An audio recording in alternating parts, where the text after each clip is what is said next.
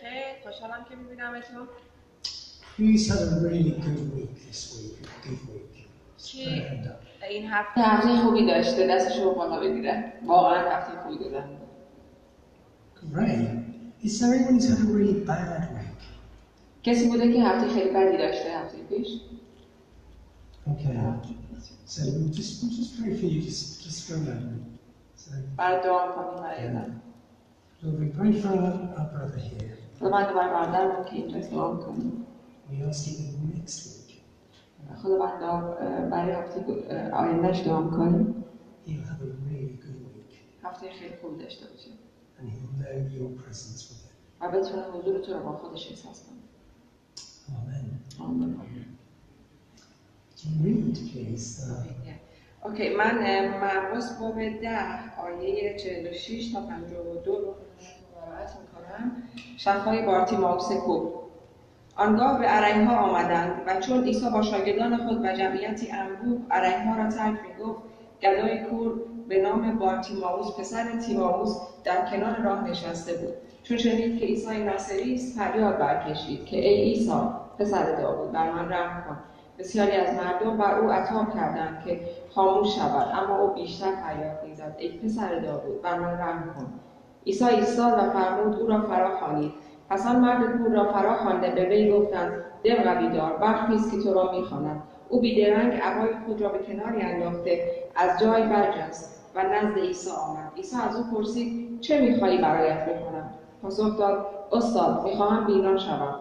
عیسی به او فرمود برو که ایمانت تو را شفا داده است. آن مرد در دم بینایی خود را باز یافت و از پی عیسی در راه روانه شد. Thank you very much. You can tell the gospel شما میتونید در مورد کتاب مقدس صحبت کنید انجیل through the stories of the people who followed Jesus. از طریق داستان‌ها و مثال‌هایی که از افرادی است که توی این کتاب مسیح رو دنبال کردند. This is the story of one of them. و این داستان در مورد یکی از این افرادی که مسیح رو دنبال کرد. A man who was blind.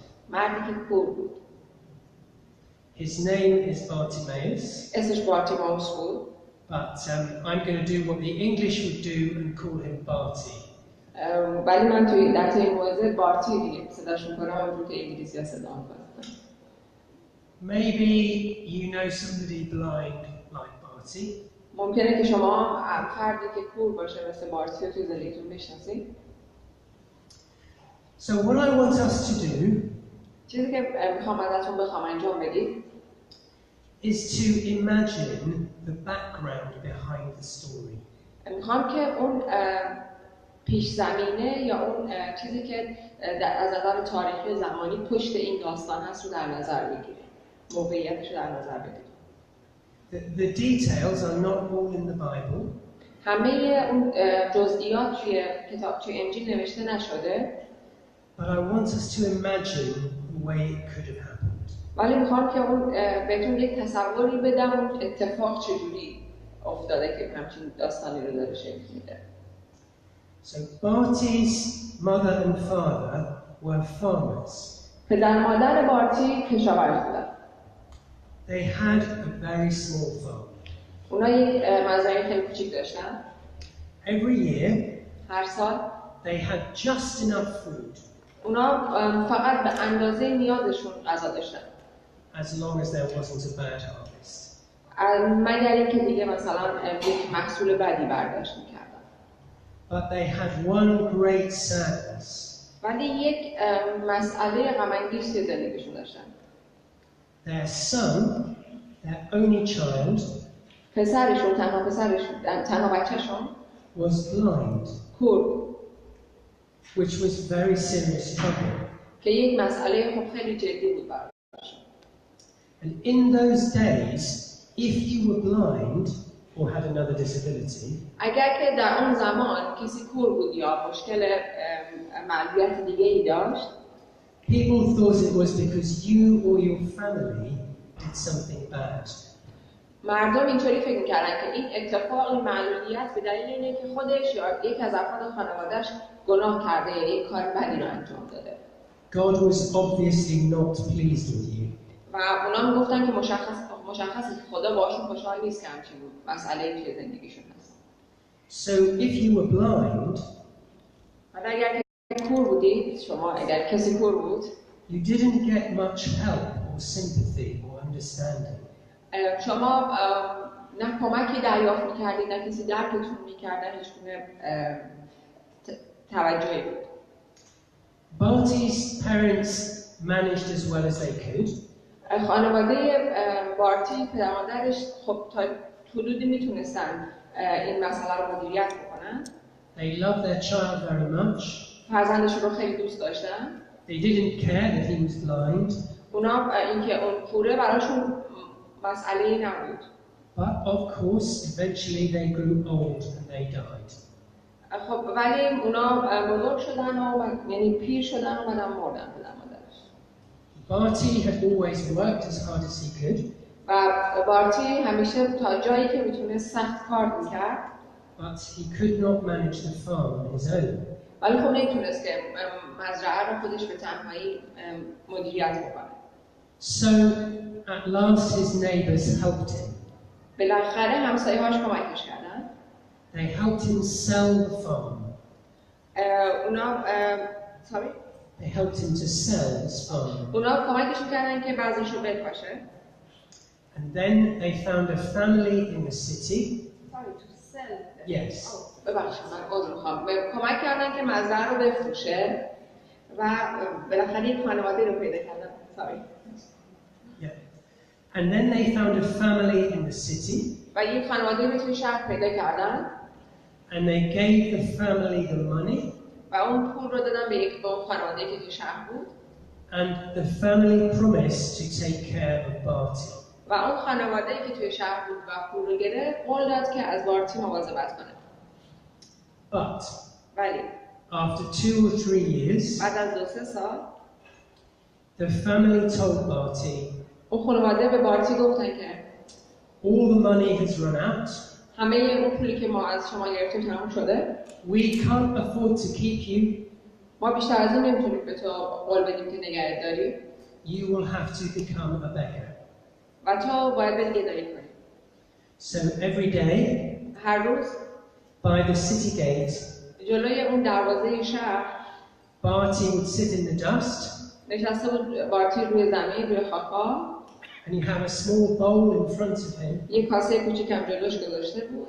And as people came into the city, و وقتی که مردم از اون دروازه وارد شهر می‌شدن or they left the city, یا از اون شهر از طریق دروازه خارج می‌شدن، Barty would call out and ask for money. بارتی فریاد می‌زد و از اونها درخواست پول می‌کرد. Sometimes people gave, بعضی وقتا مردمش پول می‌دادن، but more often they didn't. خب خیلی وقتا هم بهش پولی نمی‌دادن.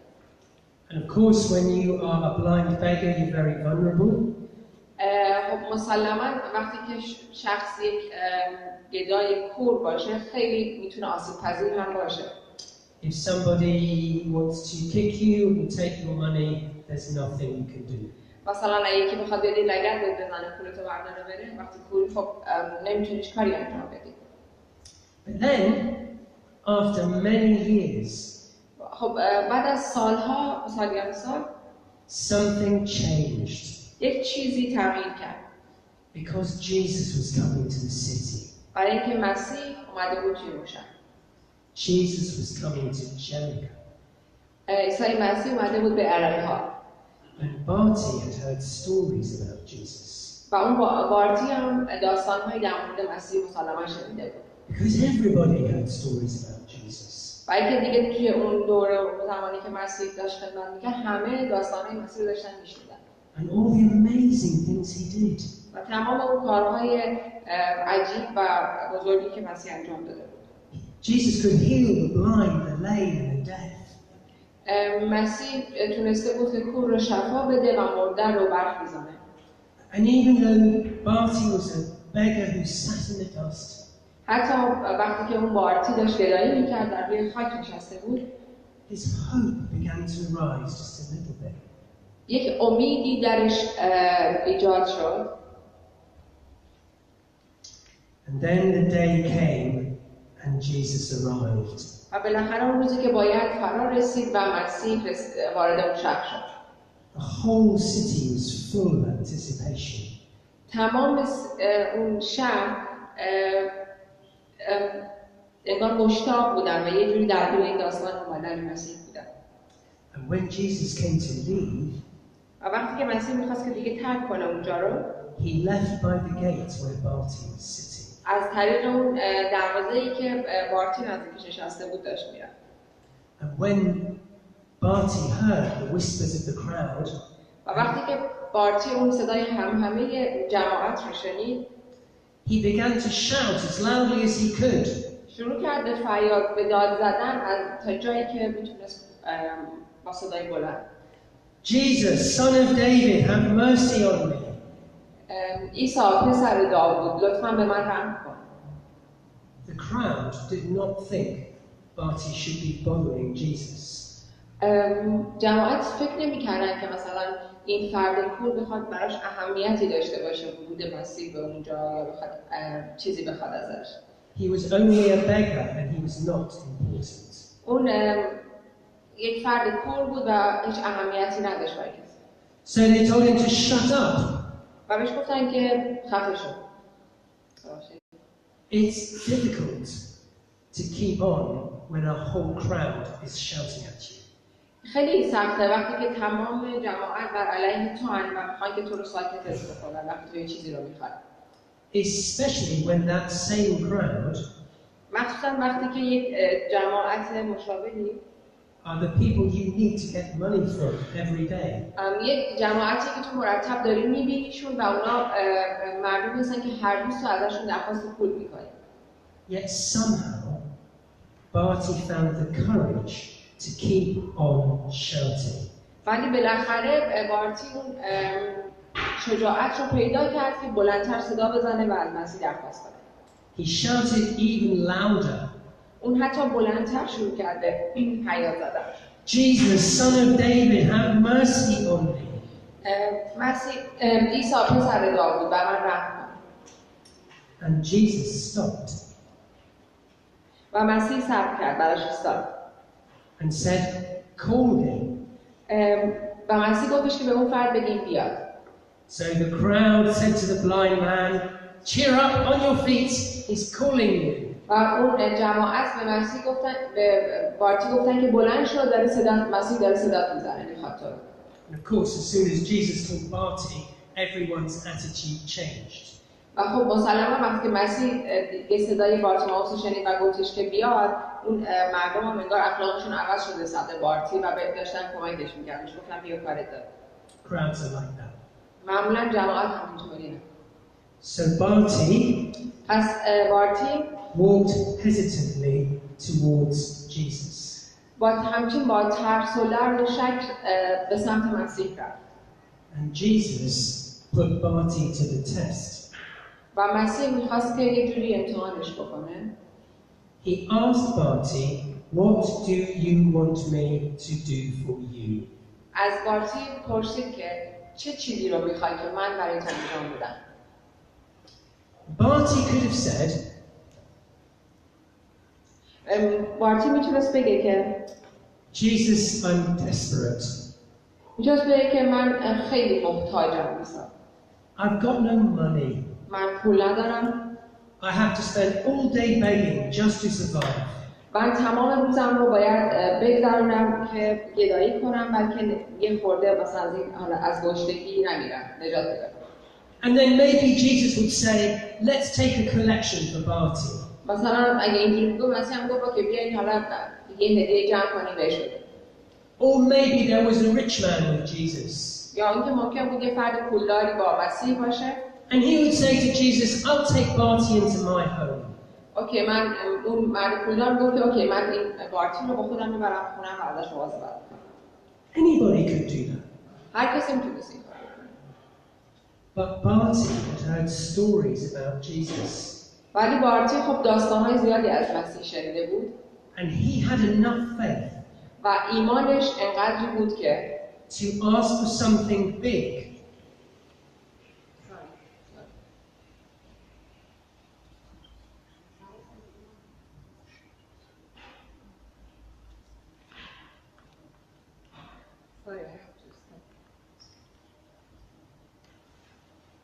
Got another translator. Sorry.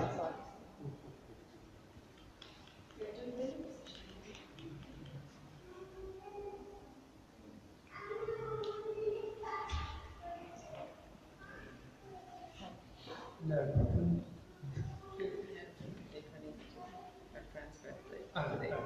Yeah, sorry. Okay. Barty had enough faith بارتی انقدر ایمان داشت که to ask for something big. و یه چیز خیلی بزرگ بخواد از مسیح. So he said, Rabbi, I want to see. گفت خداوندا من میخوام ببینم. And Jesus said, go, your faith has healed you. و مسیح بهش گفت برو ایمان تو رو شفا داد. And immediately he received his sight. و فوراً اون فرد چشمش دید. And now, of course, he was a bit of a celebrity. خب مسلماً الان اون یه جور سلبریتی بود برای مردم، یک فرد مشهور شده بود چون که جلو چشمشون شفا گرفته. And the Bible doesn't say this, but I like to think. توی انجیل اینجوری نمیگه ولی من دوست دارم که اینجوری برداشت کنیم. That many people in the crowd gave him some money for a new start. مردم تعداد زیادی از مردم بهش پول دادن که بتونه یک شروع جدید داشته باشه. So now Barty could see. خب الان دیگه بارتی هم میتونه ببینه. He had enough money. پول به اندازه کافی داره. He could enjoy himself. اون میتونه از خودش و از سلامتی خودش به اندازه کافی لذت ببره. He could live a normal life and find a job. و میتونه یک زندگی عادی داشته باشه و کار پیدا کنه. He could have gone into Jericho. و میتونست که بره توی علیها To have some fun. و بره تفریح کنه. Maybe go into an inn and for the first time in his life order a meal like anybody else. و میتونست مثل خیلی از مردم عادی برای اولین بارش بره یه جا بشینه و غذا سفارش بده. But Barty didn't do that. ولی بارتی این کار نکرد. What he actually did was follow Jesus on the road. کاری که در واقع اون کرد این بود که توی جاده پشت سر مسیح راه افتاد و مسیح دنبال کرد. Even after years of hard living and disappointment. حتی بعد از سالها زندگی در ناامیدی و سختی بازم نخواست که بره همون خوشی رو تجربه کنه اونجوری که مردم عادی فکر میکنن پشت سر مسیح. Even though he was only a beggar. حتی با اینکه اون یک گدا بود. Nobody thought was important. و هیچ کس فکر نمی‌کرد که بارتی برای مسیح یا برای کسی مهم باشه، کسی بهش اهمیت بده. Barty had enough faith to ask God for something big. بارتی انقدر ایمان داشت که از خدا یه چیز خیلی بزرگ درخواست بکنه. Are you praying for something big? آیا شما برای یه چیز خیلی بزرگ دارید دعا می‌کنید؟ Or just enough to make life bearable? یا اینکه نه یه چیزی از خدا می‌خواد اون اندازه که فقط زندگی روزمره‌تون بگذره. Barty could have just asked for money. بارتی میتونست فقط از مسیح پول بخواد. Jesus could do that like any leader. مسیح هم مثل بقیه رهبران میتونست این کار براش انجام بده، میتونست درخواست کنه پول بگیره براش. Jesus could have taken a collection. میتونست براش هدیه جمع کنه از افراد. But Barty asked God for something big. ولی بارتی از خداوند یه چیز خیلی بزرگ خواست. For something that is completely impossible. برای یه چیزی که واقعا غیر ممکن بود از نظر فکر انسانی. Although not impossible for Jesus. ولی برای مسیح غیر ممکن نبود. Are you praying for the big thing? آیا شما برای چیزای بزرگ دعا می‌کنید؟ Or just enough to make life bearable? یا اینکه نه برای چیزای خیلی معمولی توی زندگی که فقط زندگی بهتره بگذره. You know, it's the only time in Mark's Gospel اینجا توی این تنها جاییه که توی انجیل مرقس می‌نویسه that Jesus is called Son of David by anybody. این تنها جاییه که مسیح پسر داوود خونده میشه توی انجیل مرقس از طریق مردم. That beggar sitting in the dust اون گدایی که در خاک نشسته بود saw something that nobody else saw. یک چیزی در مسیح دید که بقیه که چشم بینا داشتن ندیدن. That question that Jesus asked Barty is such a good question. سوالی که مسیح از بارتی پرسید خیلی سوال خوب و به جایی بود. What do you want God to do for you? میخوای که خدا برای تو چه کاری انجام بده؟